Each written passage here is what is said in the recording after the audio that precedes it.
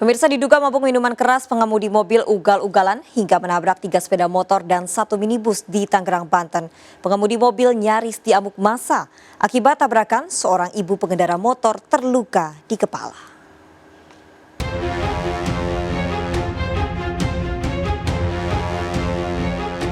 Seorang ibu terkapar setelah motor yang dikendaranya ditabrak sebuah mobil di Jalan Raya Tiga Raksa, Kabupaten Tangerang, Banten.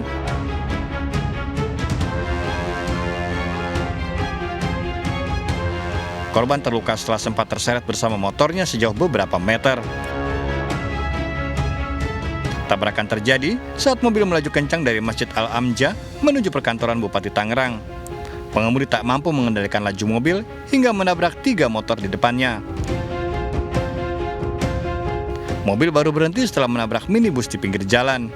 Usai menabrak 3 kendaraan dan melukai 2 pengendara motor, pengemudi mobil nyaris diamuk massa. Pengemudi mobil ugal-ugalan diduga karena tengah mabuk minuman keras. Orang mabuk kan, waktu ditabrak, ya kan motor itu dari pinggir, terus dihantam semua itu. Oh, dari belakang, Bang? Iya, dari belakang. Pengemudi mobil belum diketahui identitasnya, telah diamankan ke polisi Satlantas Polresta Tangerang. Sementara korban pengendara sepeda motor dibawa ke rumah sakit. Dari Tangerang, Banten, Aimarani iNews melaporkan. Pemirsa, warga Pademangan, Jakarta Utara dikejutkan dengan tewasnya seorang tukang becak saat mangkal di dekat pasar. Evakuasi korban dilakukan petugas sesuai protokol pasien corona. Jenazah korban langsung dimakamkan karena hasil rapid testnya reaktif COVID-19.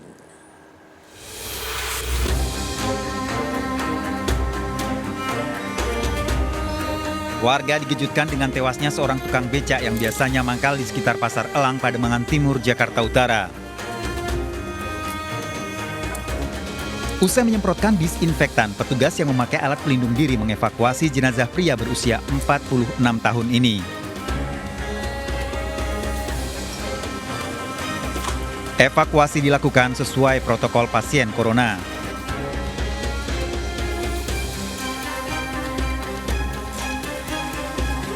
Jenazah korban dibungkus plastik dan dimasukkan ke dalam peti. Petugas bahkan langsung mensolatkan jenazah di lokasi.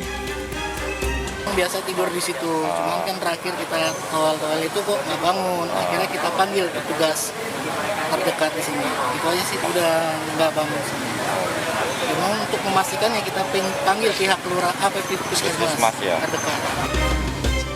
Jenazah tukang beca ini langsung dimakamkan di TPU Tegal Alur, Jakarta Barat karena hasil rapid test diketahui korban reaktif COVID-19.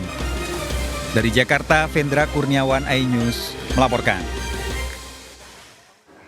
Seorang pria tewas mendadak di dalam angkot yang ditumpangi di sekitar kawasan wisata religi Ampel, Surabaya, Jawa Timur. Seluruh penumpang angkot panik, tak berani menolong. Jika korban positif COVID-19, sopir dan seluruh penumpang angkot akan melakukan rapid test.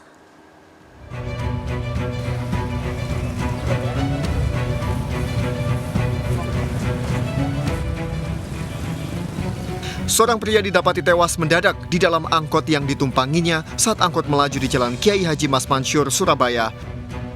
Seluruh penumpang panik keluar dari angkot dan tidak berani menolong korban. Petugas sempat kesulitan mengevakuasi jasad korban karena posisinya terlentang di bangku belakang angkot. Proses evakuasi korban berlangsung hampir 1 jam. Pria 73 tahun ini diketahui merupakan warga Ujung Semampir, Surabaya. Nah, ini naik dari rumah sakit Karangtembok. Setelah nyampe di sini katanya agak ngerosot gitu, sudah dipinggirkan, udah meninggal. Tadi penuh, Pak, angkotnya ini? Lumayan penuh.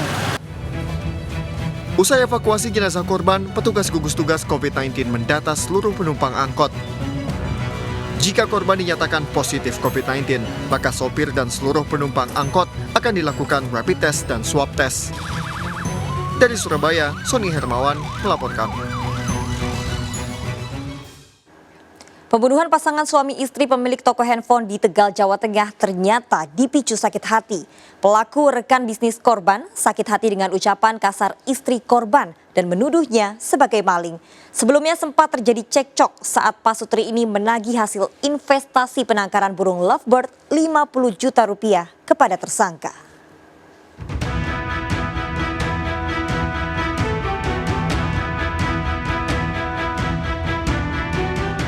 Pembunuhan pasangan suami istri Handi Purwanto 30 tahun dan Citrawati 25 tahun pemilik toko handphone di desa Yamansari, Tegal, Jawa Tengah ternyata dilatar belakangi sakit hati.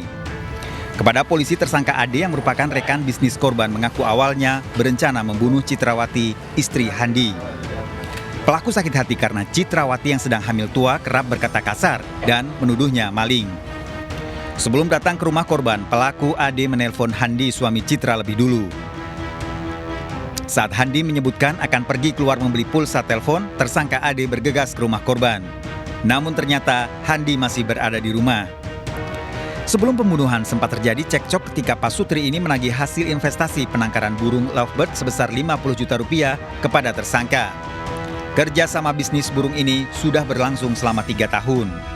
Motifnya latar belakangnya ini ada kerjasama tentang pengembangbiakan burung lovebird.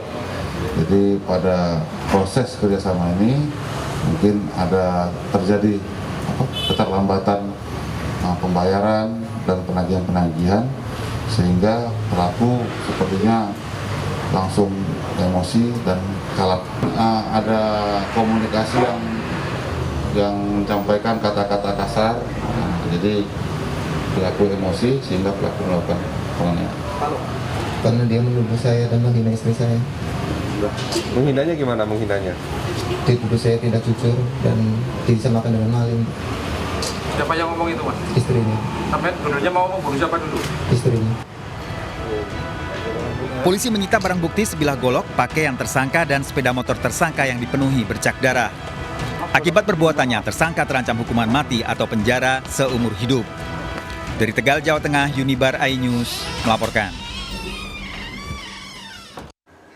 Pemirsa, 3 minggu dikubur, makam seorang ibu rumah tangga di Rembang, Jawa Tengah dibongkar polisi untuk diotopsi. Ini dilakukan karena keluarga curiga korban tewas akibat dianiaya. Sebelum tewas, warga sempat mendengar korban cekcok dengan suami sirinya.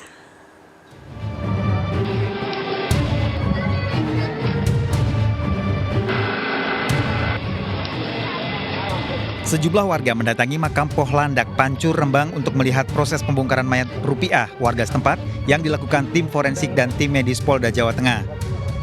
Pembongkaran makam Rupiah setelah keluarga melapor ke Polres Rembang menduga adanya kejanggalan kematian Rupiah.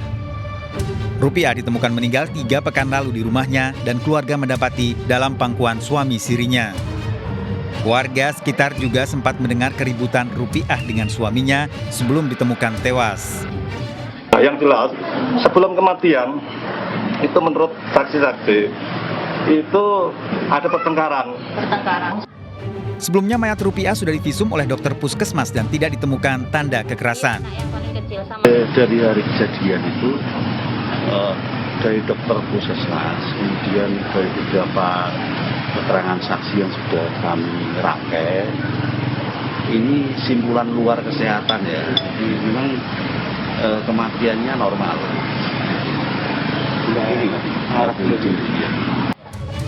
Petugas forensik telah mengambil sampel dari bagian tubuh mayat Rupiah untuk dilakukan tes di Lab 4 Polda Jawa Tengah guna mengungkap kematian Rupiah. Dari Rembang, Jawa Tengah, Musyafa iNews melaporkan. Seorang wanita di Surabaya, Jawa Timur terjebak di dalam lift rumahnya. Evakuasi korban berlangsung selama 1 jam.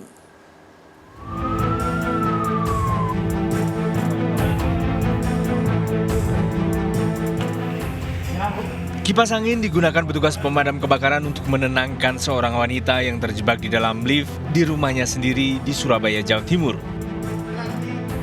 Sebuah alat berat digunakan untuk membuka pintu lift yang macet. Setelah 1 jam berjuang, korban akhirnya bisa keluar dari ruang besi tersebut. Pemilik rumah terjebak di dalam lift lantai 2. Dan mereka langsung meluncur sambil menunggu bantuan tim orang-orang dari Pasaturi. Setelah tim orang-orang datang, peristiwa ini terjadi saat korban akan naik ke lantai 2 rumahnya, namun tiba-tiba lift macet. Dari Surabaya, Jawa Timur, Yuda Prawira, iNews melaporkan. Ya pemirsa, waspada sabu dalam kemasan permen coklat. Sabu dalam permen coklat digagalkan peredarannya di Mataram, Nusa Tenggara Barat. Sabu seberat setengah kilogram diselundupkan wanita pengusaha salon. Sabu dalam permen coklat dikirim dari Batam, Kepulauan Riau.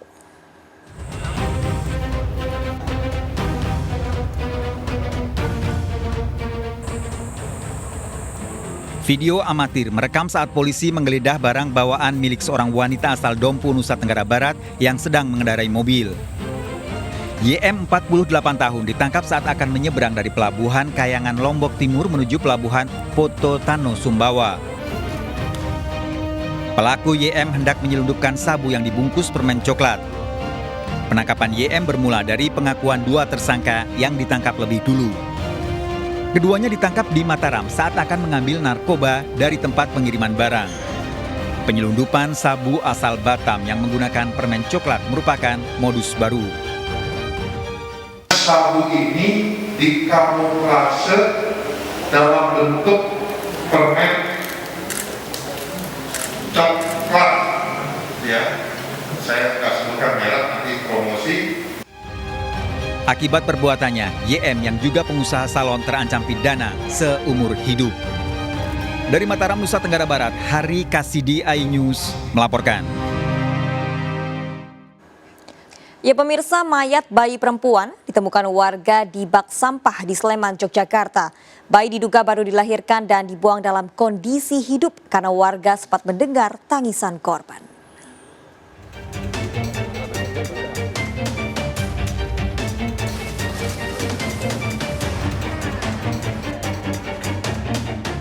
Warga digemparkan dengan temuan jasad bayi di tempat sampah di wilayah Nganggrung, Sleman, Yogyakarta. Jasad bayi perempuan didapati tanpa selai kain. Evakuasi bayi dilakukan petugas memakai alat pelindung diri. Diduga bayi ini dibuang usai dilahirkan karena masih lengkap dengan tali pusatnya. Bayi diperkirakan dibuang dalam kondisi hidup karena sempat terdengar suara tangisan dari bak sampah tersebut. Warga menyebut sempat melihat seorang pengendara motor berhenti di samping tempat sampahnya. Ada sorot lampu sepeda motoran, orangnya di situ. Agak ya kurang lebih berapa detik lah. Ada 10-an detik sorotnya ke sini. Tapi kalau orang kurang tahu naruh sini apa enggak, kurang tahu, cuman ada. Jasad bayi dibawa ke Rumah Sakit Bayangkara Polda Daerah Istimewa Yogyakarta untuk pemeriksaan lebih lanjut. Dari Yogyakarta, Gunanto Farhan, iNews melaporkan.